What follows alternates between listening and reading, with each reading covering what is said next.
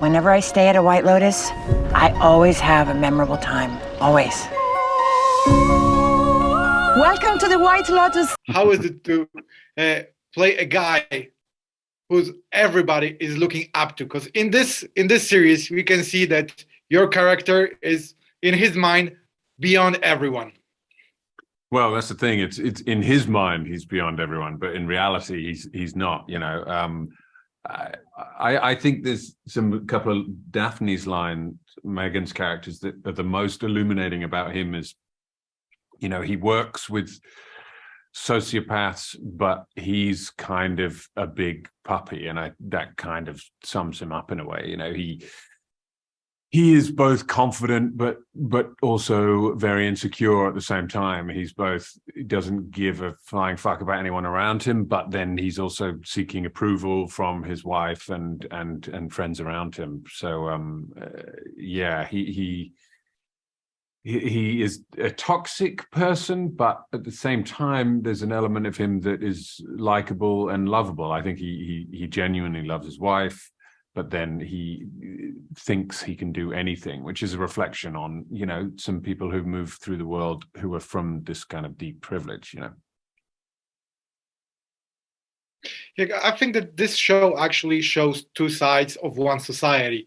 One that is very much informed and want to get knowledge, and the other one that wants to have fun and doesn't like to be bothered by the problems of the society. And I'm curious, when you were reading this script, did you see the mirror of what's happening right now in the world? And Meghann, this is for you.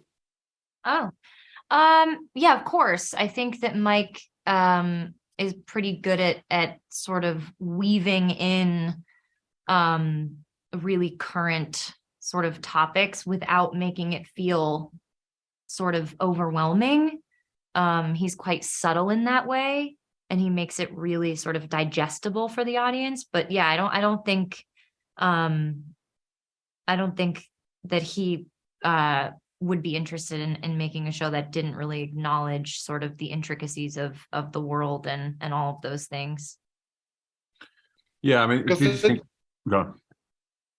Because the talks that you had in your table, for example, in the first episodes, I think that everyone has the same with their friends when they're going abroad and they have more time with them, not only like 2 hours daily, that you can discover that we are bonded, we like each other, but there are more things that divide us than actually that connects us.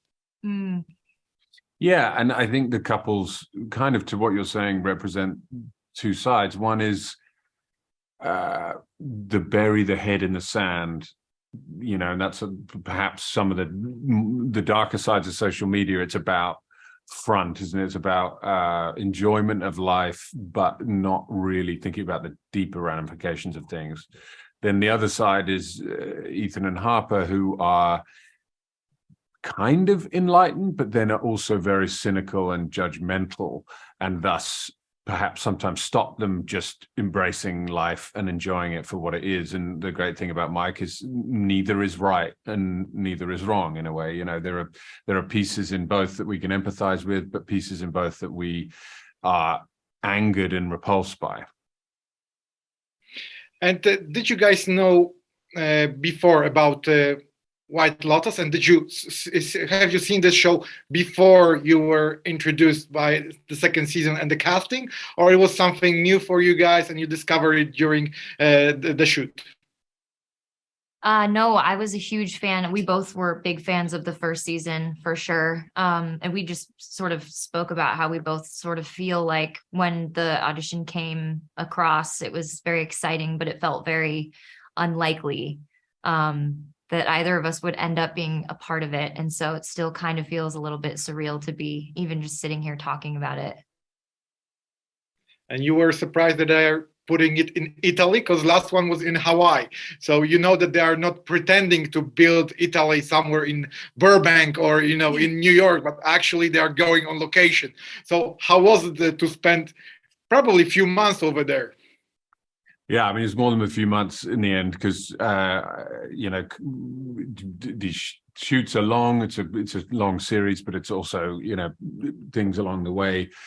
But it was great. I mean, we couldn't have been luckier, to be honest. You know, Italy, the culture, the surroundings, the scenery, the places we stayed. I mean, it was very surreal. Yeah. All right. So, Theo, my last question probably will be something that we will be doing in many interviews if I have this opportunity. What's your approach to the true love? Did you find it yet? Because last time you said it's not achievable. How is it this time? Did I? God, that's a terrible reflection. When did I say that? I think my wife would be, you know, annoyed at that. Yes, true love is achievable, and you know, I think that about the show. Our characters, as messed up as their relationship is, one thing Mike made very clear was that they are in love. They love each other deeply, and they have deep affection for each other, but they have a very fucked up game of cat and mouse between them.